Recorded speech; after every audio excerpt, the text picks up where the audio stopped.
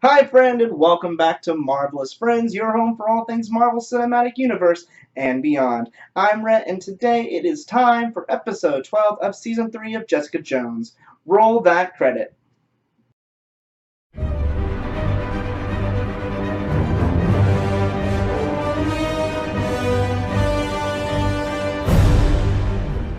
Thanks though to Trish and Eric in the previous episodes, we do see that Jessica immediately is released from police custody. However, they are now after the masked vigilante as they suspect her to be the person behind this attack as well, and pressure Jessica to give up the identity, suspecting that she knows who it is. They ain't wrong, but Jessica is a good friend and sister and refuses to give up the information, instead heading out and onto the trail of Trish herself. Coming across Eric first, who then confesses everything we already know from the previous episode, letting Jessica know that the first murder was an accident, but then Trish has gone dark and gone too far killing Monteiro, and letting Jessica know that he now has a headache in relation to Trish's actions, saying that she is going down. I do not know why I did not think of this as a possibility when I was doing my prediction at the last episode regarding who was Trish going to go after, but of course it's Salinger. I feel stupid for not thinking of it. This causes Jessica again to go after and protect Salinger from Trish, her getting to the hospital just before Trish does, and the two square off against each other. Jessica, trying to talk Trish down, reveals that she has more evidence against Salinger that could put him away. And of course, Salinger reminds both of them that he still has the photo that he could release to ruin Trish's life.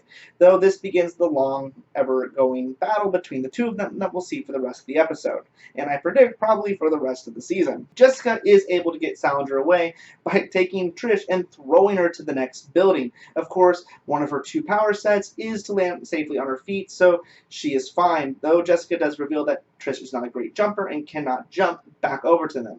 Now, I've seen cats do some pretty astonishing jumps and some agility feats, so I would have actually pegged this as one of her powers, but again, I don't know. I've given up on trying to figure out Trish's power set at this point. Either way, we then see Jessica take Salinger to Jerry's first, but when she refuses to keep a hold of him, she then takes him back to his own apartment where she waits there with him. In the meantime, though, she has recruited Eric to go fetch Malcolm. While waiting for the inevitable to happen, Trish does show up and starts to stake out the apartment across the street up on that rooftop that they used regularly earlier in the season. While sticking out with Salinger, Jessica has another look around the apartment where she finds the hidden camera that he used in the worm farm and promptly destroys it.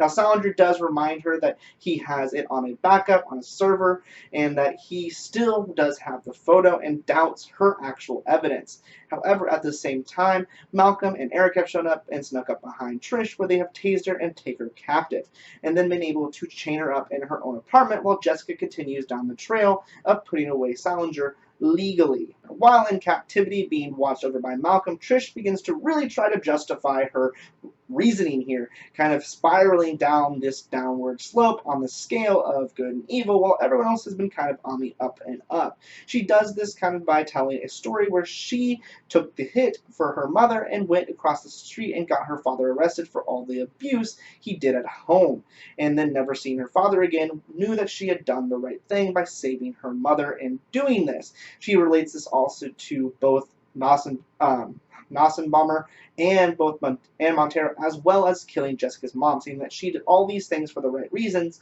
though not necessarily all in the right way. But that is what she has to do as a hero. She has to be the one to go through and do what others won't, really trying to give this twisted version of what heroics is in her mind.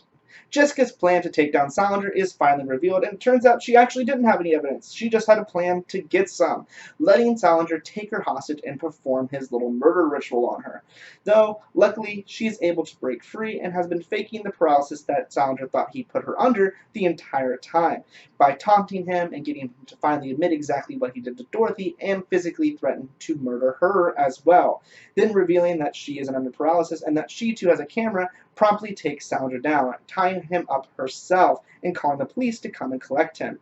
Then she and Eric goes to Salinger's apartment to collect the backup files of everything to protect Trish, and then collects his knife, which she promptly adds some of the flesh that she saved from cleaning up Trish's to go plant at Dorothy's to make it a little bit more concrete, the evidence against him. With Salinger put away behind bars, it is now safe to let Trish off her leash, or so we would think. Immediately returning back to work, she is triggered by comments by her co-host, and we all know what's going to happen next, because at this point, Trish is just a predictable machine and instrument of wrath.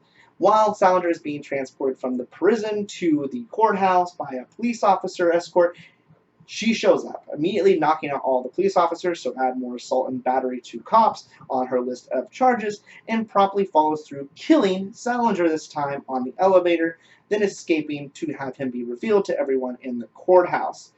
Needless to say, Trish is gone, and with Salinger out of the way, she has now been promoted to our series' primary villain for the season finale, which means Jessica has no choice but to go after her and take her down, as I don't really believe she'll be able to bring her in very peacefully. I'm hoping that it doesn't result in a final showdown where Trish ends up dead, but that is potentially a possibility. We don't have any surviving villains from the Jessica Jones season, her having killed off Kilgrave in season 1, both the scientist and her mother being dead from season 2. Salinger is now dead, so it's not looking good for you, Trish. I also will say, in my final thoughts, I really was not expecting to see Trish go down this way. I know I've kind of mentioned this before, but it really has kind of spiraled far beyond what I predicted as possible earlier in the season as to this kind of downfall of Trish and her heroic ideals for her to finally reach this point. And I really do kind of see this as the final breaking point, with her not really able to come back from this.